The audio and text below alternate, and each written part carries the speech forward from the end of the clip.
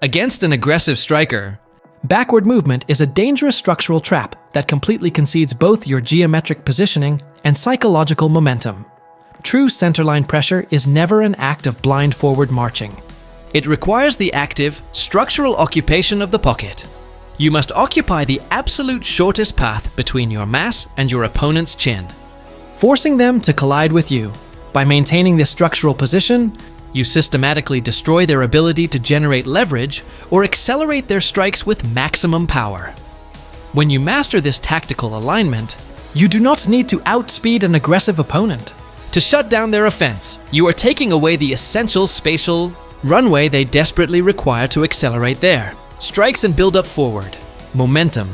To understand exactly why this works, you have to closely examine the complex biomechanics of how humans generate power. An aggressive striker relies entirely on a specific, highly coordinated sequence of kinetic chain expansion to throw their heavy punches. They must rotate their hips, shift their weight from one foot to the other, and extend limbs through space. Most fighters completely misunderstand centerline pressure as a pure offensive attack, believing they must throw high-volume combinations to win. Believing you need to throw high volume to back them up is a critical error that usually causes major damage. This fundamental misunderstanding typically results in running directly into a devastating counterstrike that you never saw coming from them.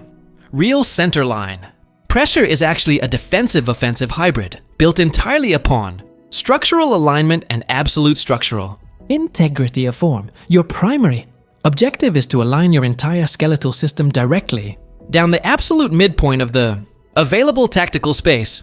You must specifically align your clavicle, your sternum, and your lead hip directly along that central fighting line every time.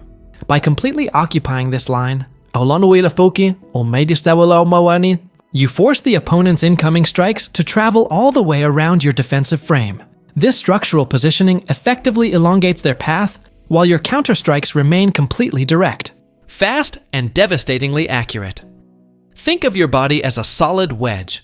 If a heavy object rolls down a hill, don't slap sides.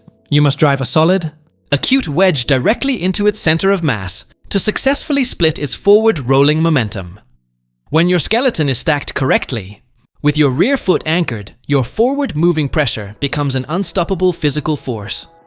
With your spine slightly tilted forward at the thoracic level, the opponent's aggressive forward momentum actually works entirely against them. They end up throwing themselves violently onto a rigid, braced structure, which severely damages their posture and offensive flow.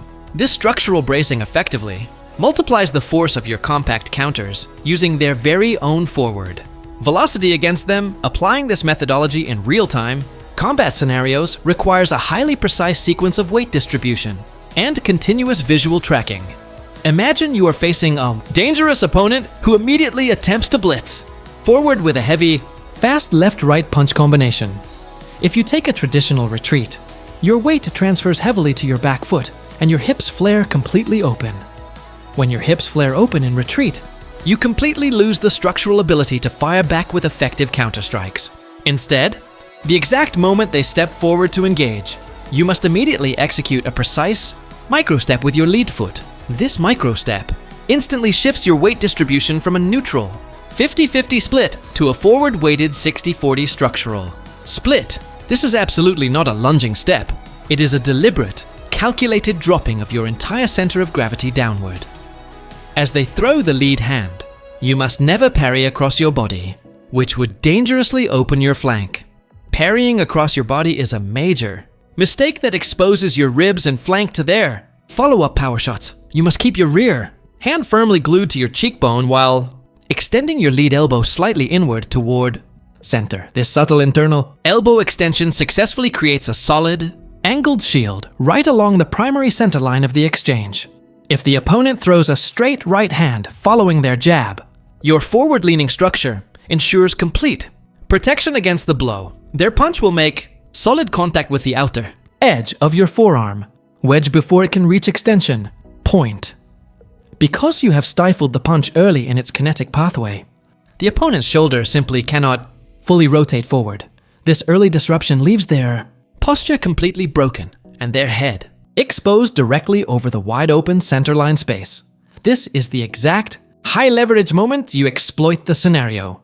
Logic of total structural collapse against your opponent. If the opponent attempts to double down on aggression by throwing a looping left hook, do not pull back.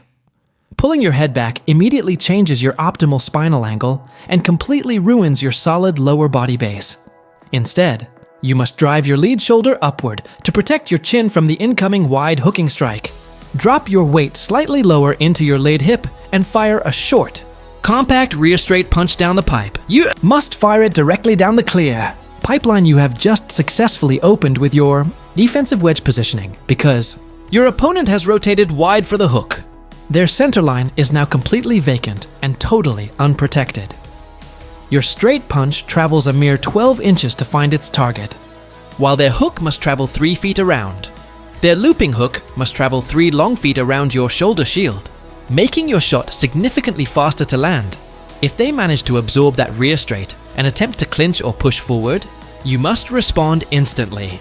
Your immediate response is to drop your lead elbow inside their chest cavity, creating a frame against their sternum. From this solid framing position, you will immediately use a rapid, lateral hip switch to escape the central path. Rotate your hips 45 degrees to the outside while maintaining constant forward pressure with your heavy upper body frame.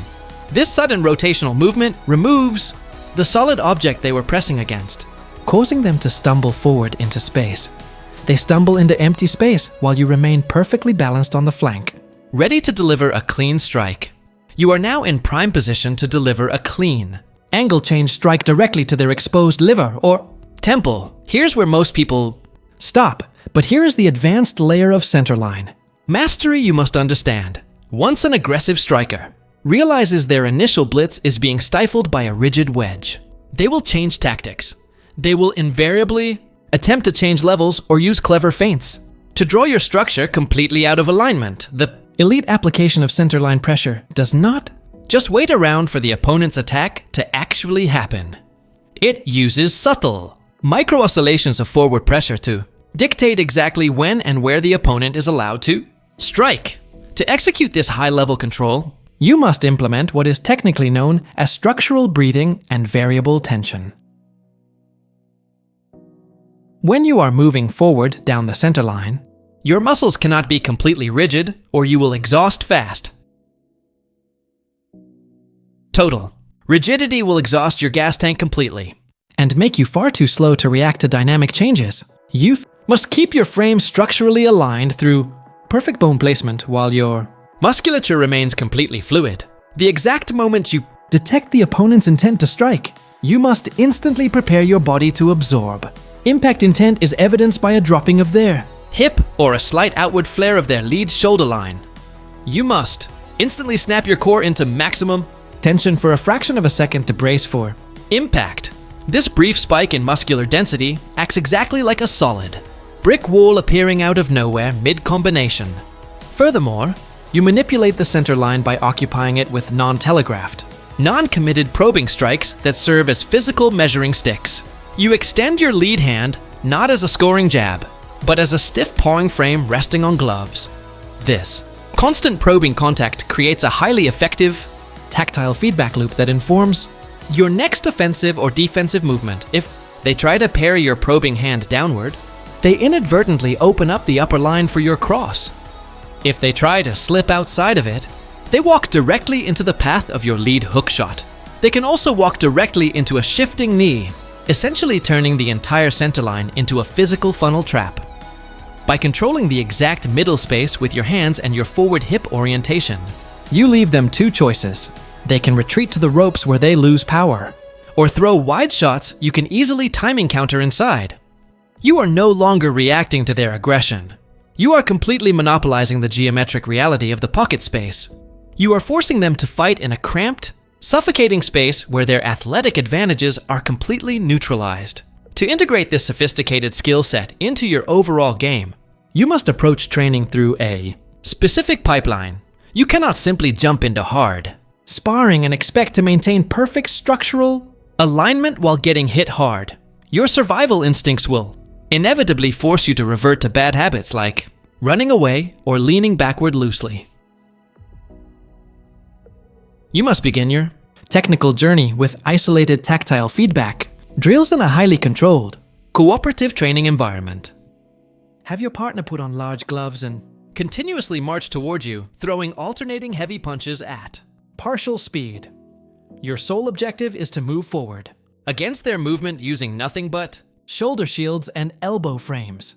Focus entirely on your skeletal stacking, keeping your chin tucked safely behind your clavicle and weight biased forward always.